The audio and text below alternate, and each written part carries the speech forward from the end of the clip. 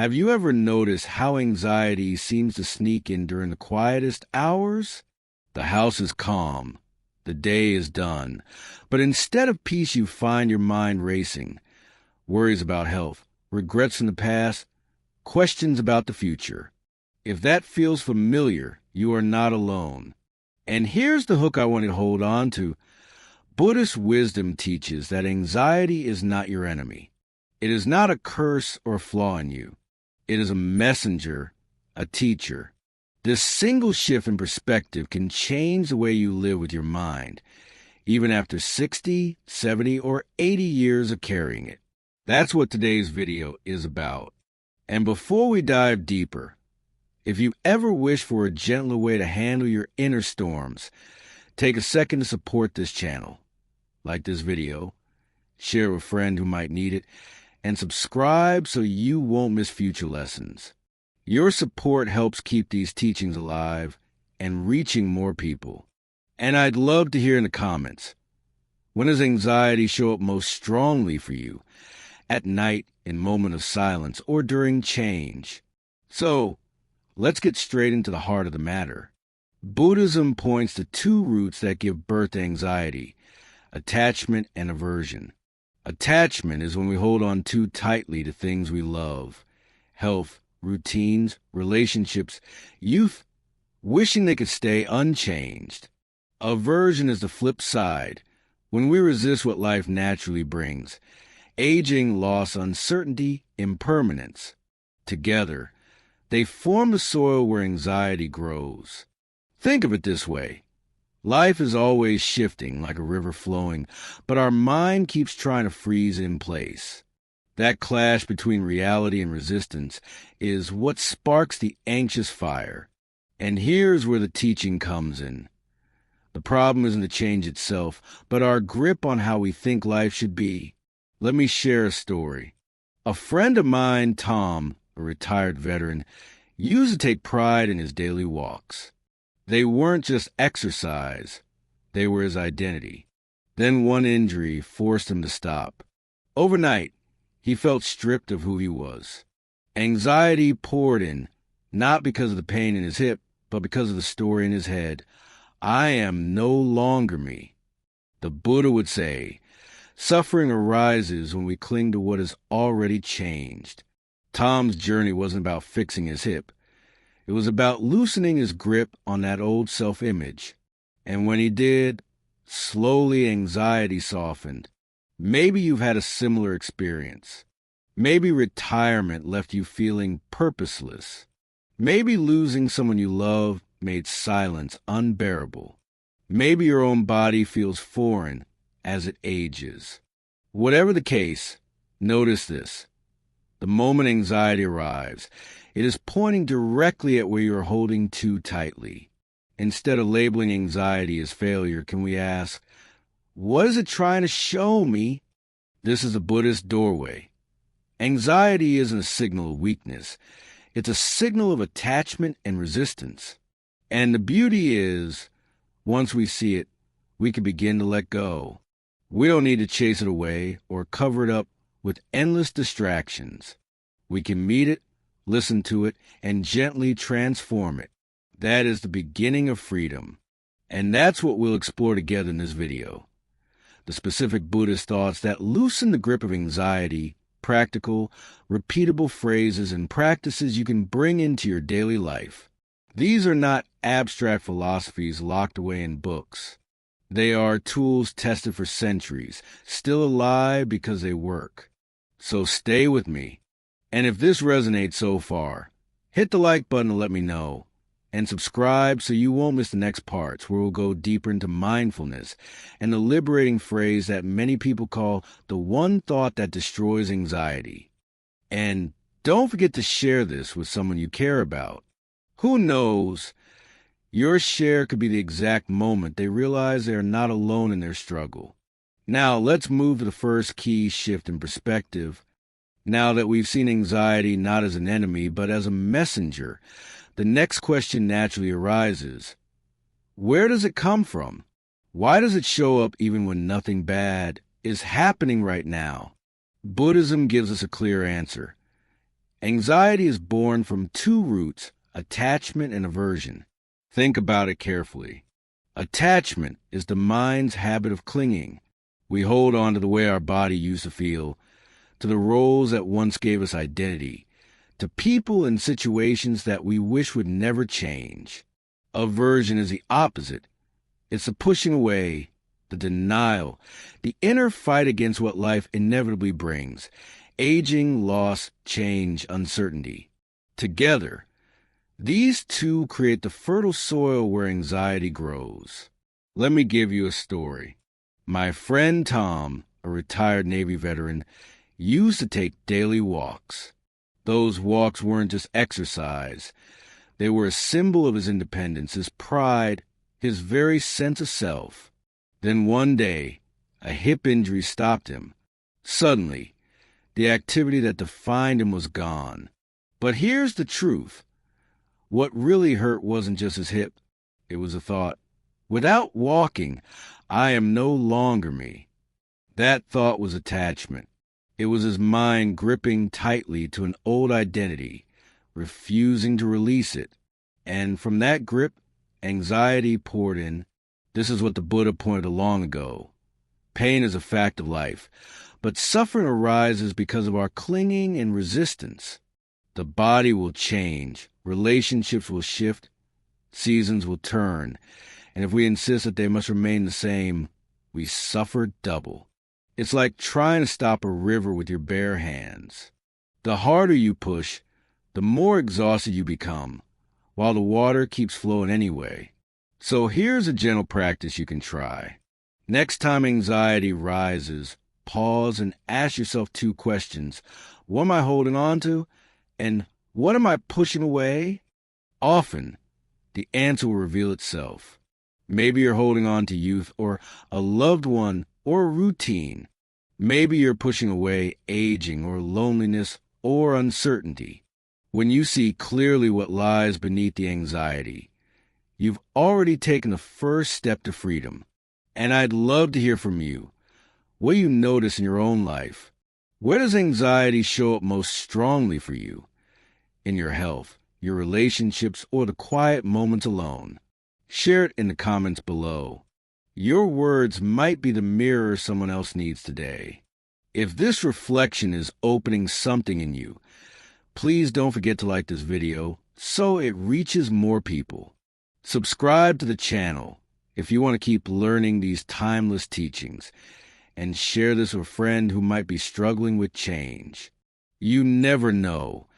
Your simple act of sharing could be the start of someone else's healing. Now that we've uncovered the roots of anxiety, let's move one step deeper. Because the question becomes, how we actually face in the moment when a racing thought takes over. And that leads us to the liberating Buddhist reminder. This too is just a thought. So now we've seen the roots of anxiety, attachment, and aversion. But here comes a real challenge. When the anxious thought actually appears, what we do in that very moment. Because knowing the cause is one thing. Handling the storm when it hits is another. Here's the hook. Buddhism offers a simple yet powerful reminder. This too is just a thought. Think about that for a second. How often do we let a single idea hijack our entire mood? One little whisper in the mind. What if I get sick? Or what if no one cares? And suddenly our heart races, our chest tightens, our whole body believes it's in danger. But here's the truth. A thought is not reality. A thought is just a passing cloud in the vast sky of your awareness. You are the sky, not the cloud. Take Marlene, for example. After losing her husband, she found herself haunted by thoughts. I will grow old alone. I will forget everything. Something terrible will happen in the night. These weren't lies. They were possibilities. But when she learned to softly say, "This is just a thought," the fear loosened. She didn't have to erase the thought. She just stopped bowing to it as truth. That single shift gave her space to breathe again. I often tell my students, imagine thoughts as trains arriving at a station. Every few moments, another train pulls in. Some carry fear, some carry hope, some carry regret. Anxiety happens when we automatically jump on every train, riding it all the way into suffering. But Buddhism reminds us, you don't have to board every train. You can let it arrive, pause, and watch it leave. That pause is freedom. In my own life, I've felt this at night when my mind spirals. Sometimes I catch myself chasing one fearful idea after another, but the moment I stop and label it, this is just a thought, something changes. The thought doesn't vanish, but it loses its power. Suddenly, I can breathe, and that breath is the doorway back to peace. Here's a practice you can try today. The next time an anxious thought strikes, don't fight it and don't obey it. Simply name it. This is just a thought. Say it softly, like you're reminding a child. Then notice what happens. You might find the thought shrinking or the tightness loosening, even just a little. That little space is where healing begins. Now, I'd love to hear from you. What kind of thoughts do you most need to label as just a thought? Is it fear about health, about the future, about being alone? Drop your answer in the comments. You might discover that others are carrying the same weight as you. And if this teaching resonates, don't forget to like this video so it reaches more people. Subscribe if you want to walk further into these Buddhist insights with me. And please share this with someone you know who struggles with racing thoughts. It might be exactly the message they need tonight, because next, we'll step into an even deeper practice, one that anchors you in the present moment itself. If thoughts are clouds, mindfulness is the open sky that holds them all. And that is where we're headed in the next part. We've just seen how powerful it can be to say, this is just a thought. But then comes the next question. If thoughts are clouds, how do we stay rooted in the sky itself? The Buddha's answer is mindfulness, the practice of returning again and again to the present moment. Here's the hook. Anxiety lives in the future, but peace lives in the now. Think about it. Every anxious what if is a projection forward. What if I get sick? What if I lose my job? What if I'm left behind? The body might be sitting safely in a chair, but the mind is racing into storms that haven't even happened. The Buddha taught that freedom comes when we anchor ourselves in the only place life ever truly unfolds, right here, right now. There's a story of a Zen monk who was chased by a tiger. Running, he came to the edge of a cliff. Below was another tiger. In the middle of the cliffside, clinging to a vine, he noticed a single ripe strawberry. What did he do? He reached out and ate it. Sweet, delicious, perfect. In that moment, he wasn't in the past or the future. He was fully alive. The tigers were still there, but they no longer ruled his heart. That is mindfulness. It doesn't mean ignoring danger or pretending problems don't exist. It means refusing to live inside an endless projection of fear. It means tasting the strawberry of this moment. The breath in your lungs, the sound of birds outside, the warmth of sunlight on your face. When you truly touch the present, anxiety loses its grip. Here's a simple practice. Right now, wherever you are, pause and take one deep breath. Feel the air filling your chest. Then leaving, notice your feet on the ground. Notice the weight of your body resting. For just this breath, nothing else matters. This is mindfulness, and you can return to it anytime. Of course, the mind will wander. That's normal. But each time you bring it back, you strengthen your inner muscle of presence. Over time, this becomes your refuge. Instead of being pulled around by anxious thoughts, you become the calm witness who watches them come and go while staying rooted in the here and now. And I'd love to know, What's one simple way you ground yourself in the present? Do you breathe? Do you listen to music? Do you walk in nature? Share it in the comments. Your practice might inspire someone else. If this teaching speaks to you, please give this video a like so it can reach more people. Subscribe if you want to keep learning these Buddhist practices step by step. And share this with a friend who needs to taste the strawberry of the present moment. Because in the next part, we'll go even deeper. We'll explore not just how to calm anxiety, but how to transform it into a true teacher. One that can guide you toward compassion, wisdom, and lasting peace. We've just learned how to ground ourselves in the present moment, like tasting the sweetness of a strawberry even when tigers circle around. But there's still a deeper question. What if anxiety itself isn't just something to calm down? What if it's actually a teacher? Here's the hook. Every time anxiety knocks on the door, it carries a lesson we've been avoiding. Think about it. Fear of aging shows us our attachment to youth. Fear of loneliness reveals our longing for connection. Fear of uncertainty points to our craving for control. In this way, anxiety is like a mirror reflecting back the hidden corners of our heart. The Buddha didn't say to destroy anxiety. He invited us to listen to it with wisdom. Let me share the story of Sarah. She was terrified of losing her job.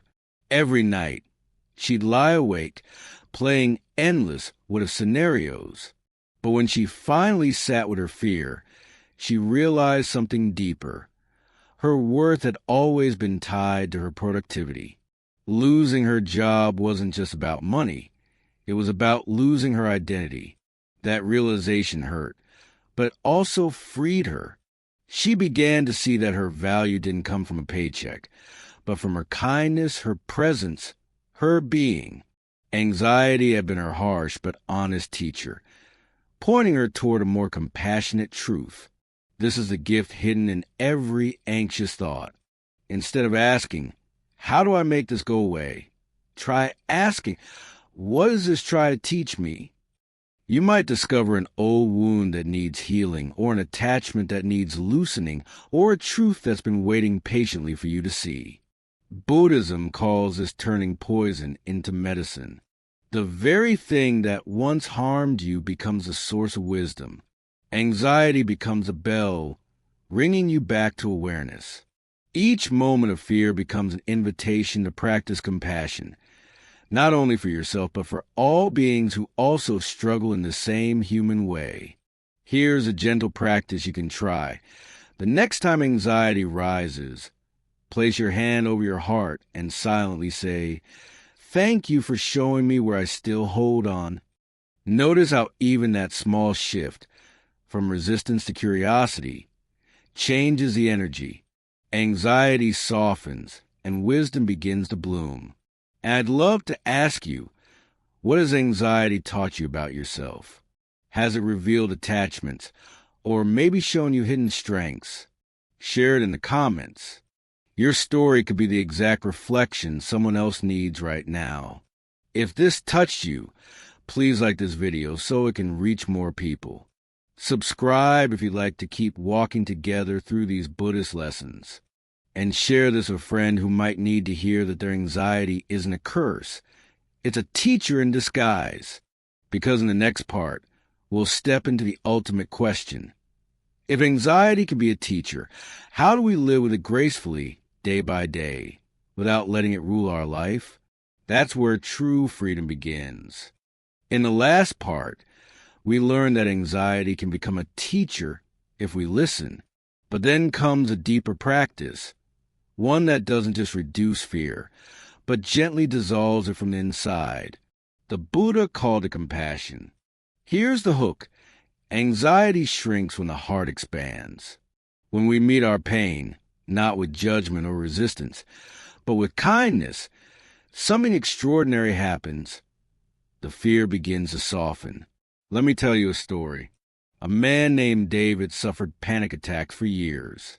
Each time, he fought against them, shouting in his mind, "Go away! Stop!" But the harder he fought, the stronger they grew. One day, after hearing a Buddhist teacher, he tried something different. The next time the panic came, he placed his hand on his chest and whispered, "It's okay. I'm here for you." The panic didn't vanish instantly, but slowly, the waves grew gentler. Why? Because instead of rejecting his fear, he embraced it with compassion. This is the essence of Buddhist practice. When suffering arises, we don't run, we don't fight. We hold it like a mother holds a crying child. Imagine your anxiety not as a monster, but as a frightened child tugging at your sleeve. If you yell or ignore it, the child cries louder. But if you kneel down, open your arms, and say, "I see you, I'm here," the child calms. Compassion transforms a relationship. And this doesn't only apply to ourselves. When we look around, we realize everyone is carrying hidden anxieties about health, about money, about love, about the future. Recognizing this softens our heart toward others. Instead of comparing or judging, we begin to feel connected. We realize, I'm not alone in this. We're all walking the same path. Here's a practice you can try. When anxiety arises, place your hand gently over your heart. Breathe deeply and silently repeat, "May I be safe. May I be at peace. May I learn to love myself as I am." Then, after a few breaths, extend the wish outward. May others who feel the same fear be safe. May they be at peace. This simple act can turn isolation into connection and fear into love. I've seen this practice change lives. People who once felt trapped by anxiety begin to carry themselves differently. They're no longer fighting an endless battle inside. They're caring for themselves, and in doing so, they're healing. So I'd love to ask you, when you feel anxious, what words of kindness could you offer yourself? Share them in the comments. Your words might become a healing mantra for someone else. And if this message resonates, please like this video so it can reach more people who need compassion today. Subscribe if you want to keep learning how Buddhist wisdom can transform everyday struggles. And share this with a friend who's been hard on themselves lately. They might need this reminder of kindness more than anything. In the next part, we'll explore how to take this compassion even further by learning to trust life itself. Because when you stop fighting reality and start flowing with it, anxiety has no place left to root itself. In the previous part, we discovered how compassion for ourselves and others can gently soften anxiety. But here's the next step, and it's perhaps the most profound: learning to trust life itself. Here's the hook. What if letting go of control is the key to freedom from anxiety? Think about it. Many of us spend decades gripping tightly to routines, to people, to the past, even to our sense of identity. And the tighter we hold, the more fear sneaks in. Anxiety thrives in control. It feeds on our attempts to force life into certainty. Let me share a story. Margaret, a retired teacher in her late 70s, spent years worrying about everything: her health, her adult children, the future. Each morning, she would rise with a tight chest and a mind full of what-ifs. One day, a friend invited her to a Buddhist retreat focused on letting go and trusting the flow of life. At first, Margaret was skeptical. How could she let go when everything felt so fragile? During the retreat, the teacher offered a simple instruction. Notice what arises, then release it like water through your hands. You don't have to hold it, fix it, or predict it. Margaret tried. She focused on her breath, observed the tension, and imagined each worry flowing away like a river passing by. At first, it was difficult. The thoughts kept coming back. But with practice, she noticed a subtle shift. Her anxiety no longer had the same power over her. She felt lighter, freer, more present. This is the essence of Buddhist wisdom. Everything arises, everything passes. The present moment is all there is, and life itself is inherently unpredictable. Resistance is the root of suffering. When we stop trying to control every outcome, when we stop clinging to the way things should be, anxiety begins to dissolve naturally. Here's a practical exercise you can try today. Whenever you feel that familiar grip of fear, pause for a moment, take a deep breath, and silently repeat, "I don't need to control this. I trust life to unfold." Imagine the tension in your body as a tightly clenched fist. With each exhale, let open, releasing the need to fix or force. You may not feel instant relief, but over time, your nervous system begins to understand.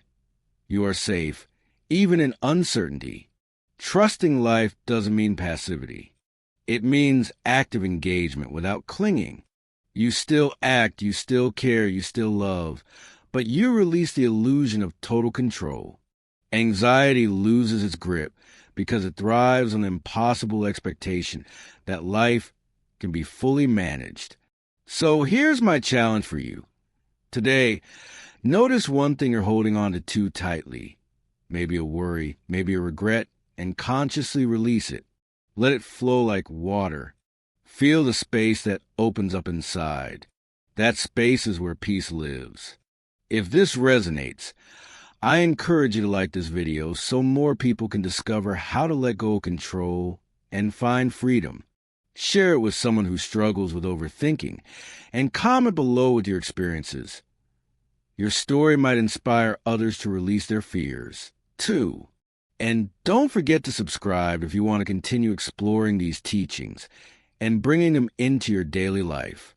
In the next part, we'll bring all these practices together: mindfulness, compassion, non-identification, and trust, to create a complete framework for navigating anxiety at any age. Because the truth is, freedom from fear is always possible when we learn to return home to ourselves. As we reach the end of this journey together, take a moment to breathe and reflect. You've explored the roots of anxiety, learned to meet it with compassion, discover the power of non-identification, and even practice trust in the flow of life. Each step is a doorway, a gentle invitation to remember that you are not your fear, you are not your thoughts, and you are not your suffering. Imagine carrying these practices into your daily life. When anxiety rises in the quiet hours of night, pause, breathe, and whisper, "This is not mine. This is not me. This is not who I am." When the mind races with what-ifs, place a hand on your heart and say, "May I be kind to myself. May I be safe. May I be at peace." And when life throws the unexpected, release your grip and trust the unfolding, knowing that freedom begins the moment you stop fighting reality. Remember, this isn't about perfection. It's about presence. It's about showing up for yourself, for your life, and for the moments that matter. Each time you practice, even a little, you create space for peace, resilience, and deep, lasting calm. If this video has touched your heart, please give it a like, share it with someone who needs this message, and leave a comment sharing your experience or a thought that resonated with you. Your story might be the light someone else needs tonight. And don't forget to subscribe to our channel for more reflections grounded in Buddhist wisdom, delivered straight to the heart of everyday life. Finally, take a slow, deep breath. Feel your body. Feel your presence. And remember, the storms of life may come and go, but the calm within you is unshakable. You are the sky, and every cloud, every fear, every worry will pass. Breathe, walk gently, and remember who you truly are has never been broken. It's just waiting to be remembered.